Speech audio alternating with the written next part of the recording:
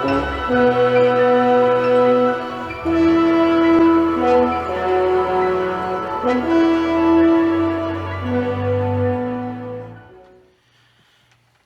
Starlog, March 31st, 2017. Welcome back, guys. I'm Captain Foley, and this is Trekyards, and more specifically, a Captain's Log. So, before we get to the topic of today's discussion, let's show you something that came in the mail today, which is kind of exciting. I got my South Bend Enterprise. Now, this was an Enterprise that was built in 1979 for the release of Star Trek: The Motion Picture. See there. This was sent to me by Ken Stokes, who I purchased it from. I was lucky to find it. I found it through the Trekyards channel, so thank you, Ken. And it's just fantastic. It's in great shape. There's no yellow. Well, there's a little bit of yellowing, but not too bad. A little bit of yellowing around the ring and stuff. But overall, it's a fantastic piece of Star Trek history. The electronics still all work and everything. The dome lights up, the sound works. And in case you're wondering, the South Bend Enterprise is reconfigurable.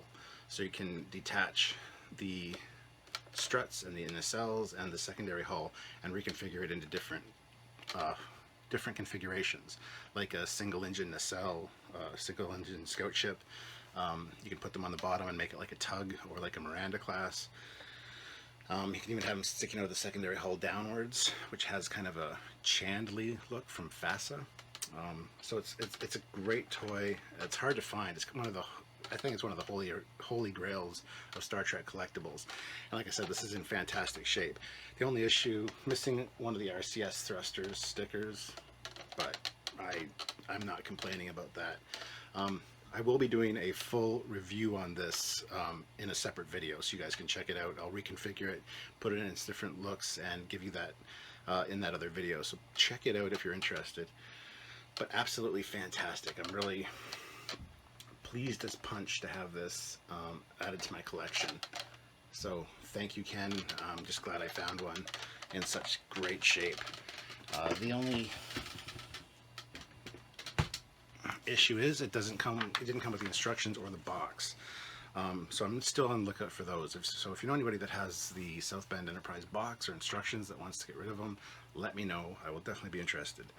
In the meantime, however, I did print out the instructions, and on the bottom there it shows the different configurations, different suggested configurations that you can go with. So I did print them out. It's double-sided. It's got all the sticker placements, all the warnings, the assembly instructions, the operating instructions, the battery installation instructions. All that is there. So I thought I'd add that to the, even though it's not the original. Now, one thing I got to point out too, this is molded after the Phase 2 Enterprise, before the motion picture Enterprise refit was actually finished. It has the original more circular dome at the top and the little shuttle pod attachment points or airlocks on each side of the bridge module here, which aren't seen on the refit. It does have the one at the back still, of course, but this has the more rounded TOS style BC deck and bridge module that was later changed by Andrew Probert to become what we see in the refit. It does have the refit engines, thank goodness, because I'm not a fan of the Phase 2 engines, how they look. So again, awesome addition. Now, in doing some research earlier today, I stumbled across something which I found fascinating, and I wanted to share it with all of you guys. I was, as you know, with Trekyards, I use a lot of older reference materials and research materials in some cases to, you know, liven things up and maybe share some stuff with you that you might not have been aware of. So I was going through my Star Trek role-playing core manual, core game book, and I came across something in regards to Axanar, which I really wanted to share with you guys. And this hasn't been, I haven't seen this mentioned anywhere else in regards to like Alec Peters' Axanar. Surprised nobody's brought this up. This is actually another version, or another story of what happened at Axanar, and in regards to Garth and Captain Kirk, because we know they were there. So I'm going to read you this, and hopefully you guys will really appreciate it. The Axanar Rebellion. The Federation faced its worst internal crisis since its foundation over the issue of Axanar's application for UFP membership. The Axanari, a proud people with a rigidly hierarchical social structure, all but demanded membership in 2252.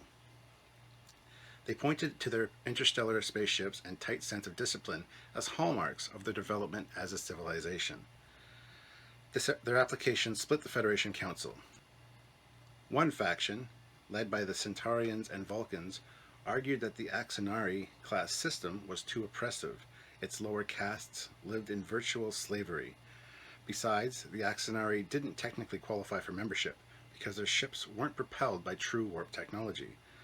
Other members, spearheaded by the Tellarites and Andorians, argued that the Federation had never turned down a willing applicant, and that it had no right to interfere in the internal affairs of its would-be members.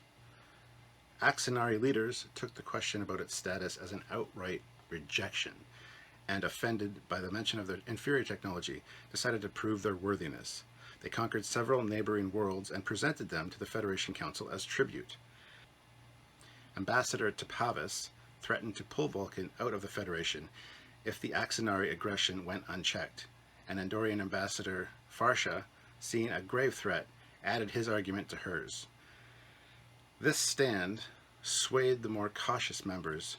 A fleet of ships, commanded by Captain Garth of Izar, hurtled towards Axanar to demand their immediate withdrawal from the conquered planets. A series of deadly engagements followed, pitting the numerically superior Axanari fleet against the more advanced Constitution-class vessels of the Federation. Garth's tactical brilliance, bolstered by the bravery of his Starfleet crews, carried the day for the Federation. The Axanari surrounded and abandoned their conquered planets. Their leaders resigned in disgrace, leaving new officials to negotiate peace terms with the Federation. Captain Garth proved as gifted in peace as he was in war, negotiating an agreement which laid the grounds for a future alliance. One of the junior members of the Federation delegation was a cadet on the USS Republic, one James T. Kirk.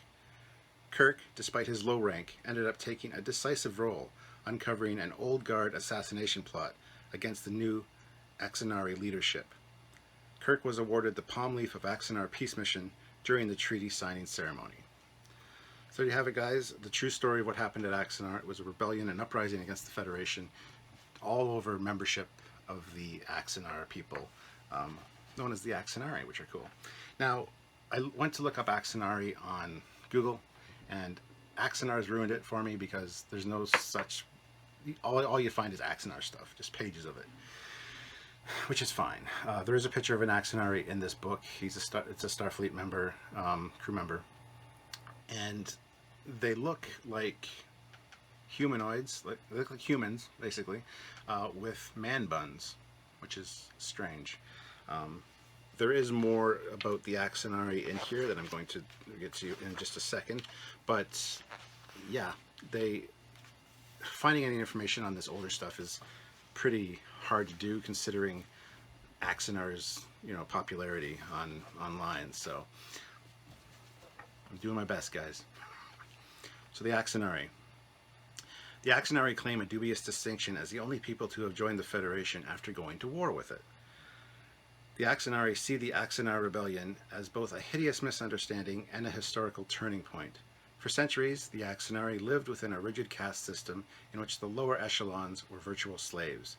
The massive failure of the elite classes, who first misunderstood the Federation significantly to think they wanted some planets conquered for them, and compounded the mistake by refusing to back down when otherwise informed, caused great social upheaval on Axanar.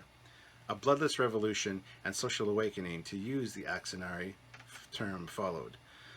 They abolished their caste system almost overnight, chaotically selecting new leaders from all classes to negotiate peace terms with the Federation. After a period of proving their good intentions, the Axanari overcame the mistrust of the Federation Council. They gained admission to the United Federation of Planets 4 years ago. They now strive to prove themselves as worthy contributors to the Federation, working to atone for their blunders of their old leaders and old systems. They have good reason to worry about the mistrust of colleagues. Any Starfleet officer as old or older than Kirk probably fought against the Axanar fleet and well remembers comrades killed in the fighting. Some Axanar carry around gigantic chips on their shoulders, always ready to take offense at perceived slights. They hate the old regime that got them into the war with the Federation and go to great lengths to distance themselves angrily from it. Others sheepishly curry favor with other Federation species, hoping to prove that they're friendly, thoughtful, and not at all the reflexively warlike conclusion jumpers they've been made out to be. The crucial blunder of the Axanar rebellion may be rooted in Axanari physiology. A variety of large predators with highly sophisticated camouflage abilities hunted the ancient hominoid ancestors of the Axanari. In response, the Axanari evolved acute perceptual abilities, especially in the area of pattern recognition. These senses allowed them to spot predators and then assisted in the development of intelligence. Today's Axanari see, hear, and smell better than most intelligent species.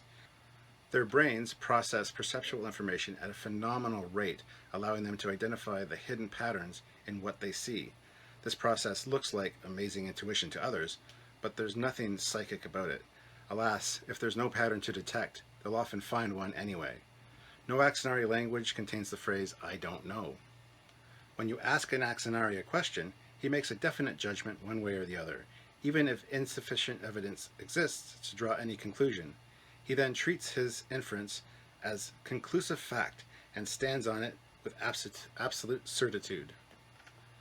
This sense of certitude led Axanar's people into violent conflict, which ultimately led to forcible institution of the old caste system. Axanari now face an identity crisis. Their changing social systems and attitudes don't provide the bedrock certainty the Axanari brain craves. Most Axanari feel lost, desperately searching for new certainties. Many hope to find these irrefutable truths in the Federation and in Starfleet. Physically, Axanari are tall humanoids with varying complexions. A fine, whitish, dust-like secretion covers their skin and protects them from the high radiation levels of their homeworld. Axanari body and head hair comes in a wide array of bright colors unknown to human heads: violet, electric blue, Kelly green, fire engine red, and orange peel orange. Head hair is long and thick, allowing Axanari to twist and braid it into tall, sculptured castles of hair. Perhaps by contrast, they wear long, plainly decorated robes. Axanari throw themselves into any task with gusto, but perhaps not much forethought. They fight eagerly, preferring to hurl pell-mell into their foes, scattering them through sheer aggression and enthusiasm. They may have thrown off the caste system, but centuries of ingrained behavior don't vanish overnight. They respond almost joyfully to the exercise of strong authority. Woe betide the officer, whoever, who attempts to order the Axanari to do something that contravenes their personal list of certitudes.